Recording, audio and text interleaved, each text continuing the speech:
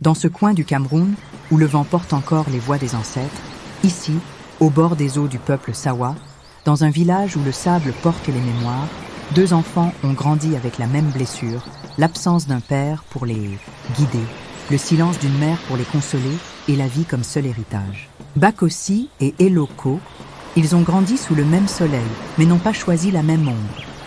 Bakossi a choisi le chemin lent, même pas l'enfant sans nom. Celui où l'on se salit les mains, mais pas l'âme. Celui où l'on prie sans rien voir, mais où l'on croit quand même.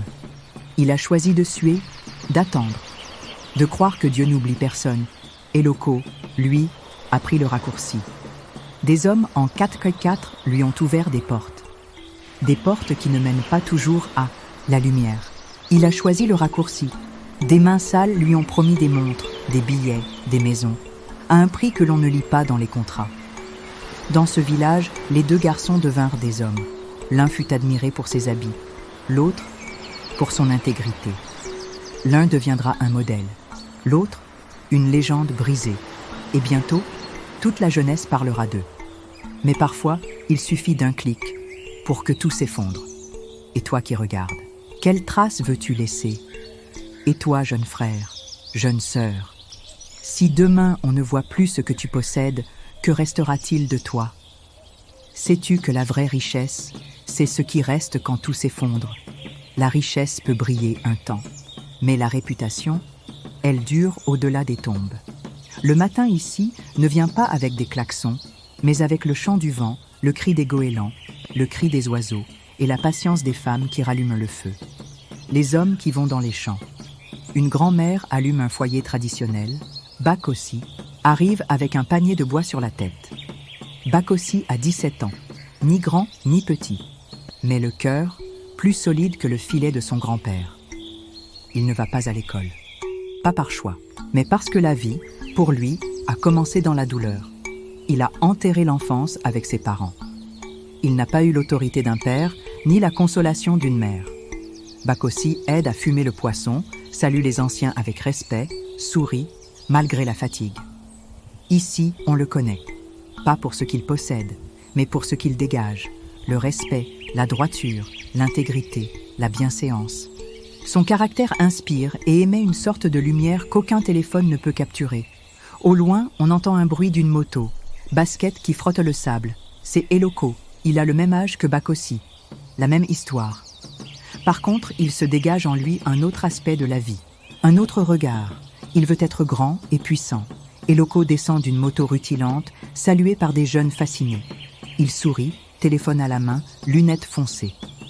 Une fille le regarde avec admiration. Il a choisi l'autre voie, celle qui brille, celle qu'on ne questionne pas, parce qu'elle fascine trop pour être jugée. Il a de l'argent, du style, des promesses, mais personne ne sait vraiment d'où vient tout ça. Pour Eloko, ce qui importe, c'est le résultat. Les moyens pour y arriver importent peu. Bakossi marche avec un panier de poissons. Eloko passe devant lui sur sa moto. Aucun mot échangé. Juste un regard. Ils étaient amis. Ils nourrissaient un rêve. Commun. Mais aujourd'hui, ils sont 2 chemins dans un seul village. Le jour du marché arriva. Les habitants du village vont çà et là, mais tous ne mangent pas. À midi, le village s'agite. On vend, on crie, on marchande. Tout semble vivant. Mais tout le monde ne vit pas pareil. Bakossi est là, comme tous les jours. Un panier de poissons fumés sur la tête, un sourire qui cache la fatigue, et des rêves qu'il ne dit à personne. Il installe son étal avec sa grand-mère. Une cliente l'accuse à tort d'avoir glissé un poisson en plus. Il s'excuse calmement et corrige la balance, sans hausser le ton. Ici, on l'appelle l'enfant qui ne triche pas. Certains se moquent, mais les anciens, eux, ils voient. Ce n'est pas facile, il manque de tout, mais jamais d'honneur. Sa grand-mère lui dit « Bakossi, donne-moi les plus beaux poissons pour Madame Ngal, elle paie bien. » Bakossi répond « Oui, mamie, je les ai mis de côté. » La cliente étant curieuse demande « Petit, pourquoi tu ne vas pas vendre ton poisson en ville ? Là-bas, les jeunes font de l'argent en 2 jours. » Bakossi sourit humblement. « Oui, maman, je sais, et merci pour le conseil. Mais moi, je veux que l'argent me respecte aussi. La cliente reste un moment silencieuse et donne l'impression de ne pas comprendre la réponse de Bakossi. Elle le regarde longuement et acquiesce, et continue ses achats dans le marché. Bakossi n'a pas de scooter, il n'a pas de téléphone cher. Mais il a quelque chose que l'argent ne fabrique pas, la réputation. Et ça, dans ce village, ça vaut plus qu'une maison en étage. Enfin, de journée, Bakossi repart chez lui, tenant la main de sa petite sœur. Il rit en courant sous la pluie fine. Le village vit, mais seuls ceux qui tiennent bon deviennent des piliers. Dans le quartier chaud du village en fin d'après-midi. Nous sommes dans le bar le plus populaire du village. Pendant que certains se battent pour nourrir leur foyer, d'autres se perdent à force d'être trop admirés. Eloko arrive au bar du coin, casque de moto à la main, lunettes teintées, téléphone dernier cri, basket neuve. Tous les regards se tournent vers lui. Eloko, autrefois qui était une jeune garçon discret, calme, respectueux et doux, est devenu une légende locale. Pas pour ce qu'il a construit, mais pour ce qu'il exhibe. Des jeunes du quartier lui tapent dans la main, une fille s'approche, elle saute. Commande 3 bouteilles, sourire facile, ambiance détendue. Mais son regard est ailleurs. Un grand frère du quartier, au nom de Ebalé, épris par les allures de Eloko, chuchote avec insistance et dit « Petit, tu t'en sors bien ?» Hey, mais tu sais que ce n'est que le début. Ce qu'on t'a donné, c'est l'entrée. Le vrai niveau arrive après ton prochain signe. Eloko, hésitant, jouant avec sa chaîne, retorqua « Je pensais que c'était fini. J'ai déjà payé. » Ebalé lui répondit « Personne ne te force, Eloko. Mais souviens-toi, dans ce cercle, si tu t'arrêtes, tu recules. » Eloko le regarde et sourit malgré lui, puis détourne le regard. On croit souvent qu'on contrôle tout ce que nous avons, jusqu'au jour où ce qu'on possède commence à nous posséder. Eloko n'était pas méchant, juste impatient. Et dans ce village, la patience ne fait pas de bruit. Mais l'impatience, elle, résonne comme un tambour trop fort. Eloko regarde une story Instagram dans son téléphone où on le mentionne, le boss du village. Il sourit, puis son sourire s'efface instantanément. On dit que la mère parle à ceux qui l'écoutent. Ce soir-là, elle parlait à 2 âmes perdues dans leur choix. Le ciel est doré. Bakossi est assis sur une pirogue retournée. Eloko arrive lentement, casque de moto en main. Il s'arrête, à quelques mètres. Aucun mot, Eloko, regardant la mer, et à voix basse s'adresse à son ami. Bakossi. Pourquoi tu continues à lutter comme ça? Tu gagnes quoi à souffrir? Bakossi sans détourner le regard. Je gagne la paix.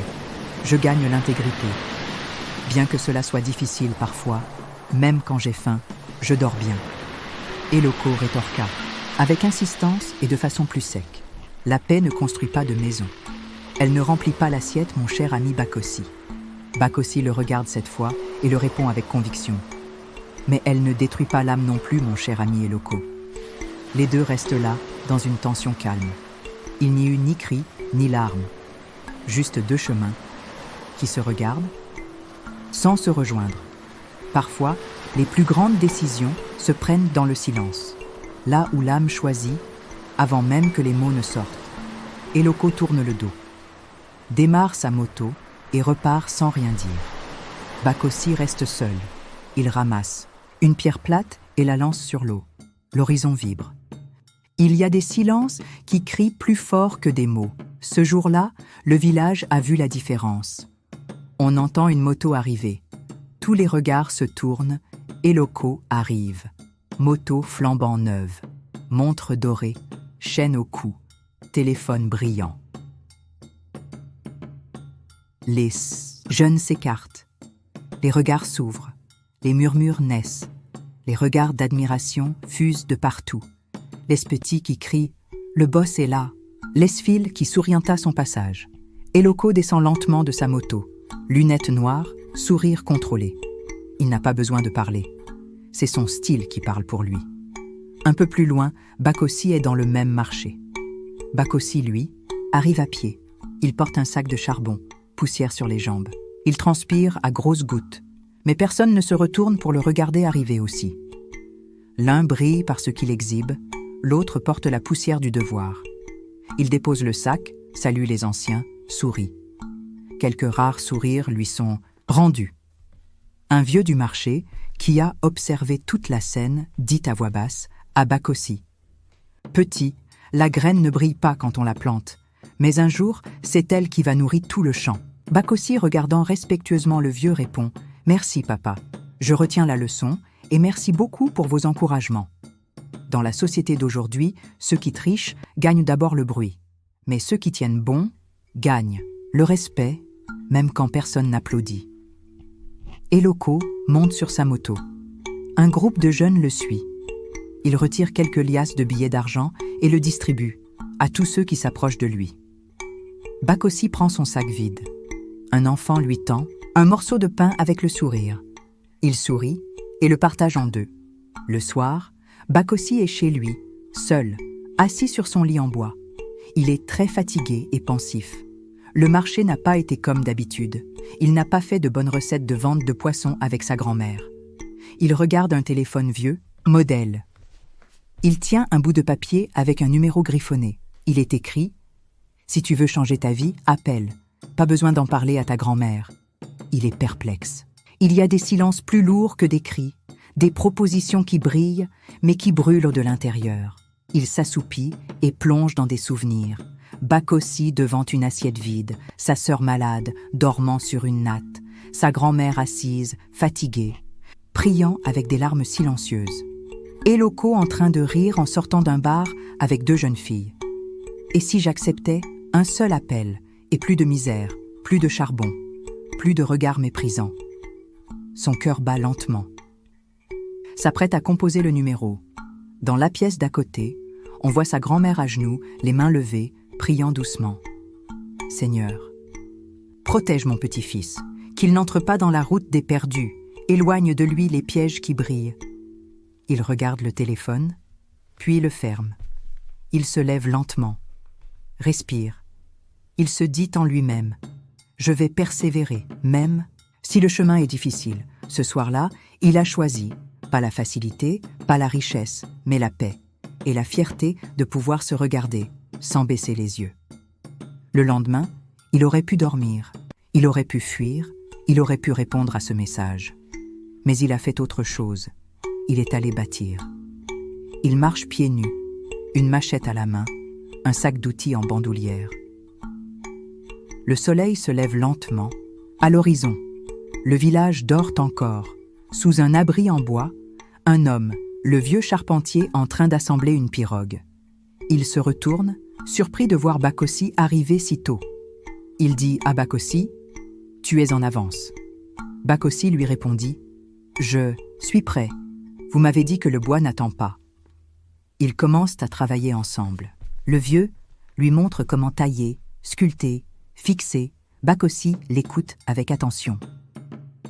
Ce matin-là, il n'a pas gagné d'argent, mais il a gagné quelque chose que le monde ne voit pas, le respect de soi. Et c'est ce genre de richesse que personne ne peut te voler, pendant que certains dorment dans des draps achetés avec honte. Bakossi a posé le premier clou de son avenir, sans bruit, sans buzz, mais avec foi.